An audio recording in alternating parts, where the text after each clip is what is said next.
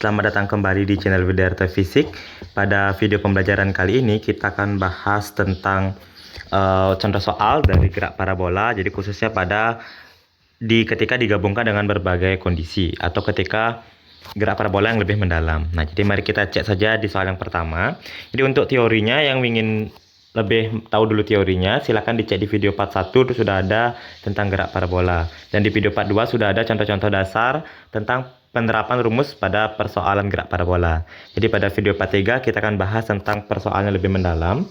Jadi di sini dikatakan sebuah pesawat tempur tua terbang mendatar pada ketinggian 500 meter di atas permukaan laut dengan kecepatan 540 km per jam. Oke, jadi di sini kita rubah satuan dulu. Di sini saat ada satuan, jadi sini ada pesawat tempur terbang mendatar pada ketinggian, maka di sini ada ketinggian, kita bikin ada ketinggian. Ini ketinggiannya 500 meter. Kemudian di sini ada pesawat gitu. Ada pesawat yang katanya kecepatannya adalah 540 km per jam. Tapi di sini kita rubah jadi meter per sekon. Jadi 5 per jam sama dengan 540 kali 1000 dibagi dengan jam ke sekon 3600. Jadi coret nolnya habis, ini juga habis. Maka sama aja sini 5400 dibagi dengan 36. Jadi ketemu hasil 150 meter per sekon. Oke, jadi kecepatan pesawatnya adalah 150 meter per sekon. Terus sang pilot ingin melepaskan sebuah bom ke kapal yang melaju dengan kecepatan 72 km per jam searah dengan pesawat. Oke, berarti di bawah sini ada pesawat, ada kapal di bawah ini. Ada kapal laut yang katanya melaju searah dengan pesawat gitu ya. Saat melaju kecepatnya searah dengan pesawat. Jadi kalau pesawatnya ke sini, perahunya ke sini, kapalnya ke sini. Dengan kecepatan 72 km per jam. Berarti 72 dikali 1000 dibagi dengan 3600. Coret nolnya 2, coret nolnya 2. Berarti 720 dibagi 36. Hasilnya adalah 20 meter per sekon. Oke. Terus pilot itu harus melepaskan bom ketika jarak mendatar antar pilot dengan pesawatnya berapa. Oke. Jadi pada saat berapa dia harus menjatuhkan bom supaya tepat kena sasaran. Jadi kondisinya di belakang ada pesawat, di depan itu ada kapal gitu, bergerak searah. Kenapa kapalnya nggak di belakang? Kalau kapalnya nggak di belakang tidak akan terkejar. Kenapa? Karena kecepatan pesawat lebih besar dibandingkan dengan kecepatan kapal. Jadi kalau kapal yang kita letakkan di sini, pesawatnya di sini, maka pilot bom tidak akan kena. Dengan demikian maka kapalnya di depan, pesawatnya di belakang. Jadi pada saat kapan bom akan kena? Jadi di sini mereka ada jarak pisah. Sini adalah jarak pisah antara kapal dengan pesawat. Saya sebut aja namanya adalah S gitu. Sementara ketika bom dijatuhkan, saya bisa analogikan kenanya di sini. Nanti kena di sini, ini di pas kena pesawat sama kapalnya di sini. Jadi sudah ada kapalnya juga di sini nanti kena. Nah, jadi pada saat berapa? Pada saat kapal juga menempuh jarak sejauh S1. Dan pada saat pesawat terbang, itu kapal terbangnya menempuh jarak sejauh, saya misalkan S2. Oke, jadi dari gambar ini kita bisa menganalogikan bahwa rumus yang digunakan itu adalah, jadi segini nilainya adalah S, segini adalah S1, segini S2. Jadi S2 itu sama dengan S ditambah dengan S1. Nilai S2 itu adalah V. Jadi kita lihat S2 ini merupakan jarak mendatar, berarti GLB. Sini ada kecepatan bola pelurunya itu adalah V kali dengan T, jadi V kali dengan T. S yang di jarak yang dicari nanti, S1 juga V kali dengan T. Waktunya mereka berangkat barengan, tidak dikatakan peluru dilepas duluan atau pesawat kapal berangkat duluan. Jadi waktu T2 sama dengan waktu T1. Yang mana untuk waktu T itu bisa kita cari. Jadi sama dengan waktu yang dibutuhkan jatuhnya peluru sampai tanah. Nah, jadi peluru jatuh dia tidak punya kecepatan awal terhadap sumbu Y. Dia cuma punya kecepatan awal terhadap sumbu X yang nilainya 150. Jadi kecepatan awal terhadap sumbu Y yang ada, jadi ini disebut sebagai gerak setengah parabola. Jadi kalau untuk mencari waktu pada gerak setengah parabola, bisa gunakan rumus akar 2H dibagi dengan G. Yang mana rumus ini bisa diturunkan dari rumus gerak waktu dari hubungan waktu dengan ketinggian pada gerak jatuh bebas. Karena pada sumbu Y dia tidak punya kecepatan awal. Oke, jadi saya nyari waktunya dulu. Jadi T sama dengan akar 2 dikali H-nya 500 dibagi dengan G-nya 10. Coret. Berarti sama aja hasilnya dengan akar 100. Akar 100 nilainya adalah 10. Oke, setelah kita mendapatkan nilai waktunya 10 sekon, jadi kita masukkan di sini. V di sini adalah V2 kita adalah 150. Jadi kita masukkan dia 150. Saya V2 merupakan kecepatan peluru. Jadi kecepatan pelurunya adalah sama dengan kecepatan pesawat, itu 150 dikali waktunya 10 sekon. Sama dengan S mau kita cari, ditambah dengan kecepatan kapalnya dia adalah 20 meter per sekon, berarti 20, waktunya juga 10. Jadi ini 1500 sama dengan S ditambah dengan 200. Jadi kita pindah ruaskan 200 ke sebelah, jadi 1500 dikurang dengan 200 sama dengan S. Jadi S nilainya adalah 1300. Jadi dengan satuan meter ya. Maka jawab yang paling tepat itu adalah option nomor C. Kita cek lagi ke soal berikutnya. Dikatakan pemain akrobat meloncat ke bawah menggunakan motor dengan dari sebuah gedung yang tingginya. Oke, jadi sini ada gedung. Ini ada gedung yang tingginya katanya 45 meter. Kemudian sini ada seorang naik motor gitu kan. Ada orang naik motor mau loncat ke sini katanya. Oke, terus loncatnya dia beres. Nah, jadi sini ada motornya. Nah, ada motornya, dia loncat ke sini sejauh 60 meter dari segedung terdapat danau. Oke, di sini katanya terdapat danau, di sini ada danau. Ada danau yang jarak dari gedung ke danau itu dikatakan 60 meter. Jadi jarak ini adalah 60 meter. Jadi, pemain akrobat tersebut mendarat di danau supaya tidak terluka parah. Jadi, untuk dia jatuh, maka dia harus jatuh ke danau supaya tidak terluka parah. Maka dengan demikian percepatan gravitasi 10, maka berapakah kecepatan minimum yang dimiliki oleh akrobat? Jadi kalau kita lihat dari bentuk lintasan, maka dia akan membentuk lintasan setengah parabola. Jadi sama kayak tadi. Jadi sama seperti pada soal sebelumnya dengan bentuk lintas setengah parabola. Jadi kalau pada lintas setengah parabola, jadi di sini ada S yang merupakan GLB, yang mana rumusnya S sama dengan V dikali dengan D. Kecepatannya mau ditanyakan, jadi kecepatan mau ditanyakan, berarti biarkan kecepatan. Sementara S jarak mendatarlah 60 meter. Kita masukkan 60. V dikali dengan T. T itu akar 2 kali H dibagi dengan G. T itu berarti 2 dikali dengan H dibagi dengan G. Jadi kita masukkan sini 60 sama dengan akar V. Mau kita cari akar 2 kali H-nya. H-nya pada jarak, jadi H itu ketinggian pada jarak 45 dibagi dengan G 10. Jadi langsung aja 60 sama dengan V 2 kali 45 itu adalah akar 90 dibagi dengan 10. Jadi coret.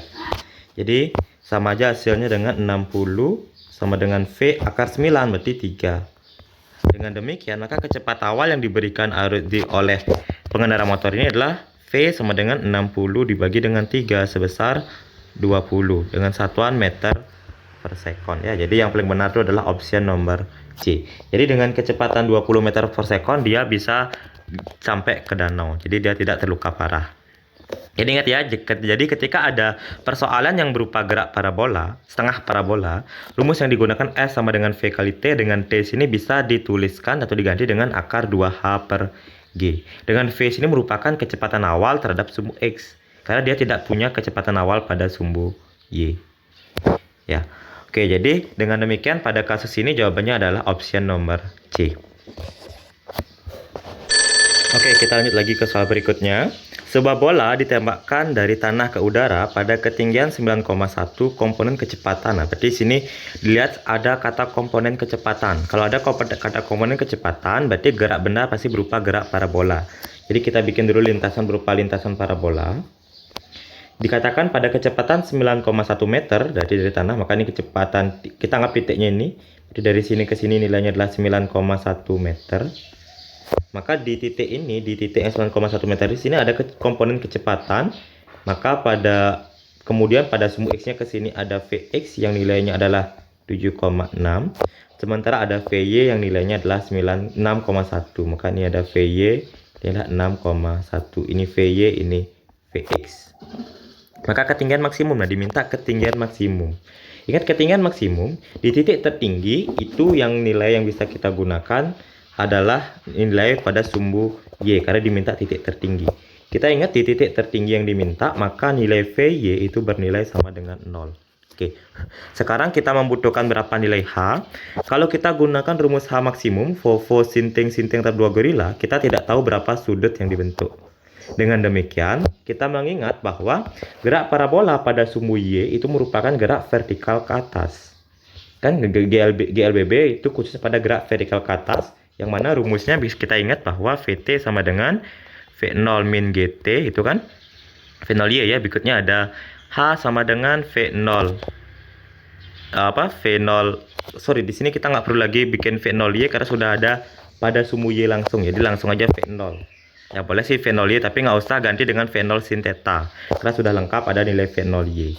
Jadi H nya juga V0 Y kali T min setengah GT kuadrat lagi 1 VT kuadrat sama dengan V0 kuadrat min 2 GH V0 Y.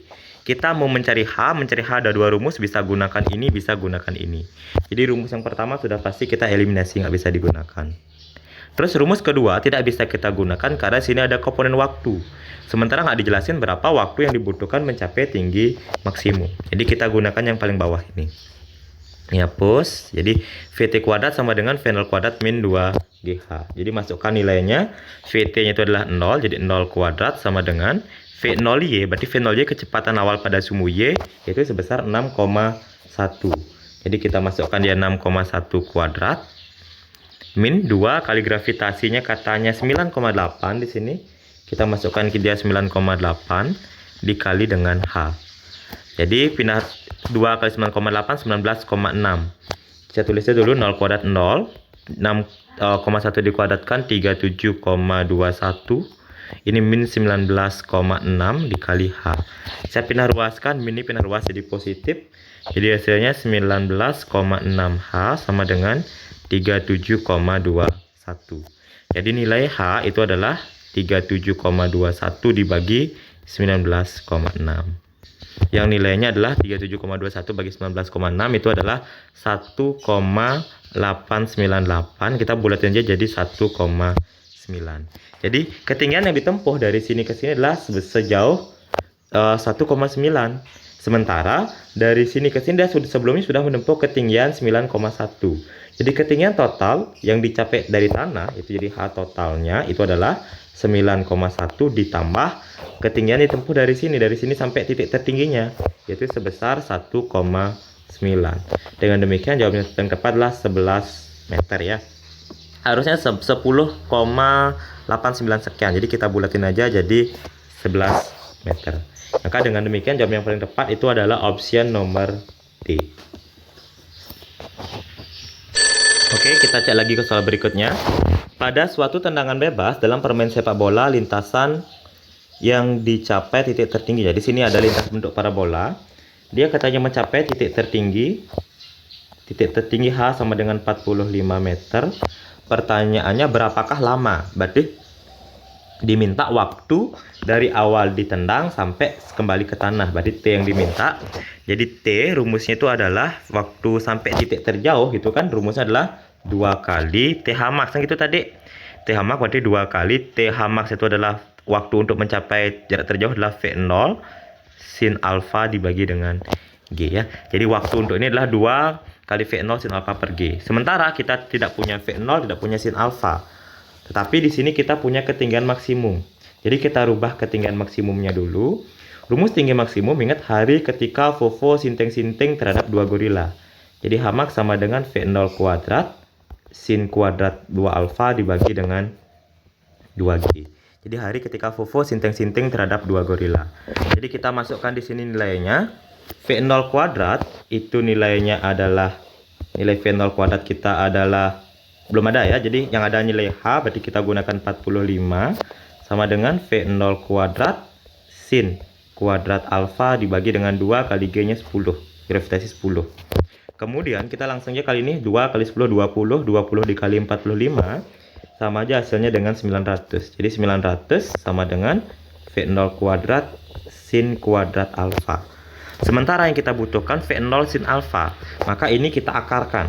Jadi biar ngilang kuadratnya diakarkan, 900 diakarkan, ini juga diakarkan. Jadi akar 900 sama dengan akar V0 kuadrat sin kuadrat alfa.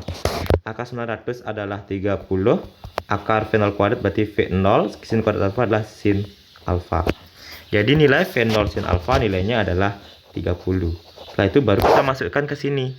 Jadi setelah dapat nilainya, jadi waktu total itulah 2 dikali V0 sin alfanya adalah 30 dibagi dengan gravitasi adalah 10.